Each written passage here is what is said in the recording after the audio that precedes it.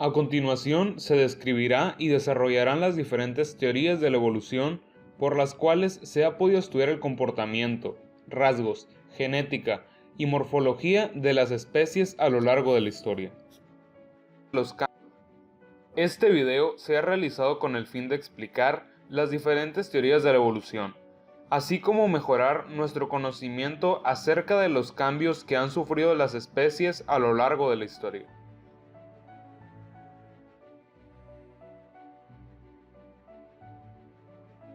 Muy buenos días, están en su programa favorito, Origen de la Vida. Soy Edgar Ibarra y el día de hoy tenemos de invitada especial a la doctora Oriana Valencia. Para hablar sobre la evolución. Primero que nada tenemos que definir evolución.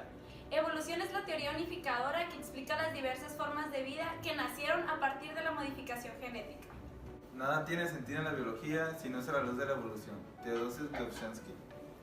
Evolución biológica se refiere a los cambios en los organismos a través del tiempo. En ciencias de la vida, evolución es la variación en el perfil genético de un organismo, permitiendo de esta manera la creación de nuevas especies o la adaptación a nuevos ambientes. Evolución biológica se refiere al cambio en un organismo en todos los aspectos de su vida: morfología, fisiología, comportamiento y ecología. La teoría moderna concibe la evolución como un proceso de dos pasos. En el primero, la variación por mutación y recombinación, y en el segundo, la variación es para su beneficio en la persistencia de la vida. Cuando el ADN sufre un accidente en una de sus moléculas, se crea una mutación en el organismo. De esta manera, dicho organismo tiene que evolucionar o adaptarse a cierto ambiente con esta falla en su genética. ¿Pero qué es adaptación? Las estructuras, procesos fisiológicos o conductas que ayudan a una especie a sobrevivir y reproducirse en cierto ambiente.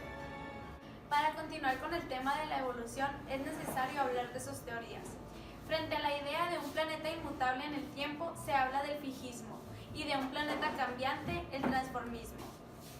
La teoría fijista afirma que las especies se han mantenido inmutables tal y como se conocen ahora. George Cuvier dice que los restos fósiles que se han encontrado pertenecen a especies que han desaparecido a través de catástrofes que se han presentado en el planeta. Teoría transformista. Las especies proceden unas de otras mediante cambios sucesivos en el tiempo. Jean Lamarck desarrolla la teoría transformista. Para él, la vida se ha desarrollado de forma continua sin ser aniquilada, y basa su teoría en dos principios. La necesidad crea el órgano. Esto se refiere a que mediante el uso o desuso de un órgano en un organismo, este modifica su morfología. Transmisión de los caracteres adquiridos. Cuando un organismo ya tiene sus propios comportamientos de sobrevivencia, este los transmite a sus descendientes a través de la reproducción. La teoría de Lamarck, también llamada lamarckismo, plantea que la gran variedad de organismos no es, como se creía hasta entonces, siempre igual, sino que los seres vivos se inician siendo formas muy simples que van cambiando con el tiempo. Esto significa que evolucionan o se transforman para adaptarse al medio ambiente en el que viven. A medida que se presentan cambios en el entorno físico, los seres vivos van adquiriendo nuevas necesidades que generan modificaciones transferibles de generación a generación. Seguimos con nuestro nuevo invitado, el doctor Roberto Valenzuela. Pues yo hablaré sobre la teoría de la evolución. Charles Darwin formó esta teoría a través de la selección natural, la cual la formuló a bordo de un buque llamado Beagle.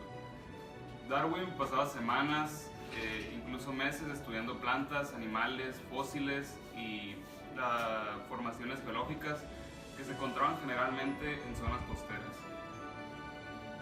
Toda esta información le ayudó para catalogar a miles de animales, plantas y formaciones geológicas, las cuales al final ayudaron a contribuir a la formación de la selección natural. Darwin formuló varias hipótesis al considerar el modo en que las especies pudieron haberse originado.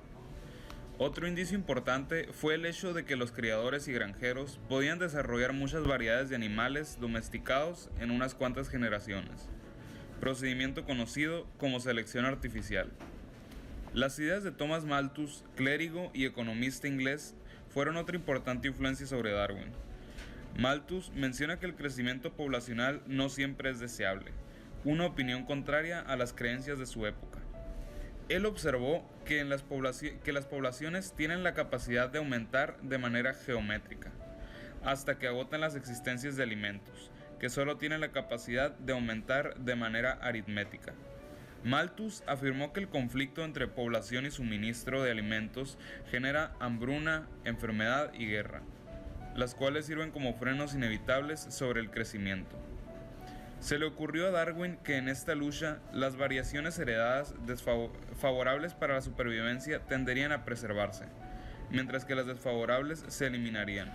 El resultado de esto sería la adaptación. En conclusión, tiempo era todo lo que se requería para el origen de nuevas especies. Continuando con el tema de la teoría de la evolución, tenemos al doctor Carrillo. Yo les hablaré un poco más acerca del tema de la selección natural.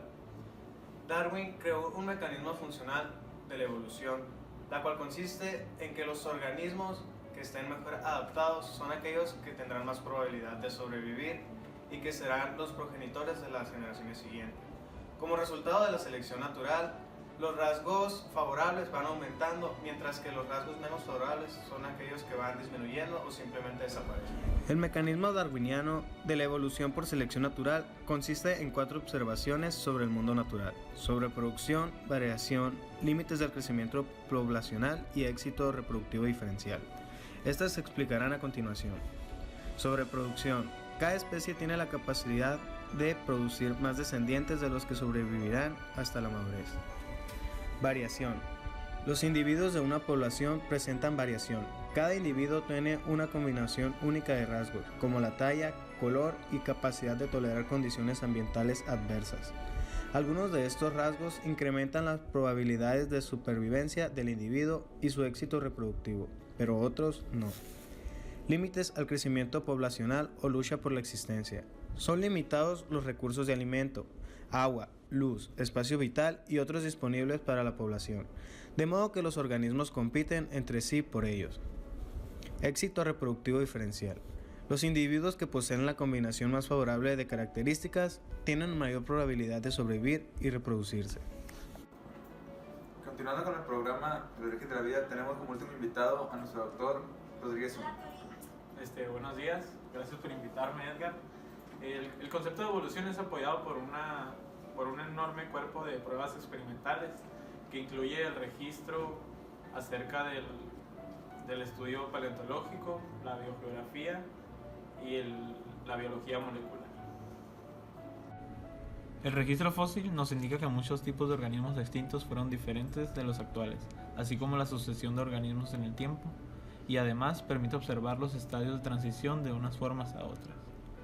La historia de la Tierra se ha dividido en eras, caracterizada por los organismos de su momento, a los cuales se les llama fósiles guía. Un fósil de esta clase permite identificar un periodo de la historia de la Tierra porque es muy abundante en los estratos de una época y repentinamente desaparece en los estratos más recientes. Anatomía comparada. Al estudiar las modificaciones aparecidas en la especie a lo largo del tiempo, como consecuencia del proceso adaptativo, aparecen similitudes entre órganos. Órganos homólogos. Son aquellos órganos con un origen embriológico común, con una organización y estructura anatómica similar, aunque su función sea diferente. Órganos vestigiales. Son piezas atrofiadas y carentes de función. Desarrollo embrionario. La similitud de los embriones de vertebrados sugieren un acentro común. Secuencia de ADN. Todas las formas de una vida están basadas en el ADN. Pruebas biogeográficas. El estudio de distribución pasada y presente de plantas y animales se denomina biogeografía. La distribución geográfica real de los organismos tiene sentido en el contexto de la evolución. La teoría sintética de la evolución supuso, en el momento de su formulación, la culminación de un enorme esfuerzo intelectual de carácter colectivo, encaminado a fusionar en un todo coherente la teoría de selección natural de Darwin, los principios de transmisión hereditaria de Mendel y el mutacionismo. En resumen, la teoría de la evolución propone que los organismos con mejores atributos para sobrevivir en un ambiente dado tienen más posibilidades para tener descendencia, proceso que Darwin consideró extremadamente lento y azaroso. Sin embargo, actualmente se sabe que esto no siempre es así. Hay ejemplos de cambios rápidos en las especies, así como otros en donde los cambios son sutiles, pues se presentan en una escala de tiempo muy larga. En la actualidad, la teoría de la evolución se ha transformado en la teoría sintética de la evolución, pues los conocimientos en otras áreas, como la genética, la biología molecular, han aportado datos que permiten entender lo que Darwin no llegó a explicar. La teoría sintética de la evolución reconoce los siguientes procesos básicos: variabilidad como resultado de las mutaciones y las recombinaciones genéticas, selección natural, aislamiento reproductivo. Esta teoría acepta además 3 procesos accesorios que influyen sobre la acción de los anteriores: migración de individuos a otras poblaciones, hibridación entre razas o especies cercanas, deriva genética por apareamientos al azar. La síntesis moderna establece que el cambio evolutivo ocurre cuando se modifica la frecuencia de alelos en una población a través de varias generaciones y explica la forma en que se heredan las variaciones y cómo se relaciona la variación de los individuos dentro de la población.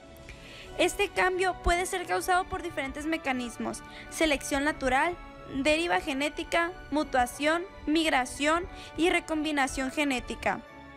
La teoría sintética establece que todos los individuos de una población contienen un acervo de genes o poza génica, que son todos los caracteres y las variaciones de cada carácter dentro de la población. Todos los individuos de la población contienen el mismo número de cromosomas y el mismo tipo de genes. Para que el acervo génico de una población se mantenga en equilibrio, no debe de haber cambio.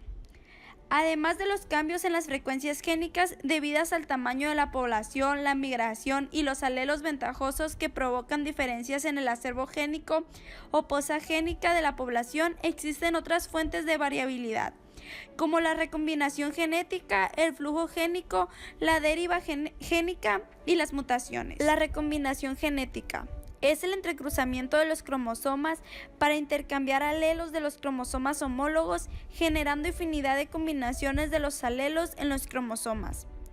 El flujo génico es el paso de los genes de una población a otra a través de la migración. La deriva génica es el cambio al azar en las propiedades de los alelos de una población. Las mutaciones son también fuente de variabilidad en las poblaciones. Las mutaciones son cambios en la información genética, muchas veces letales. La selección natural es aquella que se realiza sin la intervención del ser humano, en la cual se manifiesta la supervivencia del más apto. La selección artificial es lógicamente equivalente a la selección natural, pero la fuerza de la selección es preferencia humana y no al ambiente. La selección artificial tiene generalmente el efecto de reducir la diversidad genética natural en la población. La selección continua de un atributo determinado y el retiro continuo de tipos variables conduce a una reducción en la variedad disponible en el acervo de genes. También las nuevas mutaciones se quitan siempre de la línea de crianza, así que no se introduce ninguno de los genes nuevos en la población. El resultado final es una disminución en la variación genética y de la población uniforme. En conclusión, las especies han sufrido cambios a lo largo de la historia para poderse adaptar y sobrevivir a las condiciones en las que viven en el medio ambiente.